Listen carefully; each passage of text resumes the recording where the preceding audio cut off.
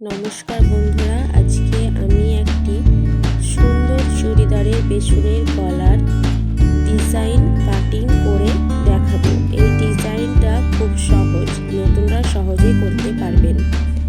এবার আমি পেস্টিং পেপারটা ভাঁজ করে নিচ্ছি। এবার ধীরে ধীরে ডিজাইনটি কেটে নিতে হবে। তার আগে আপনারা ডিজাইনটি ভালোভাবে দেখুন মাপ সহযোগে।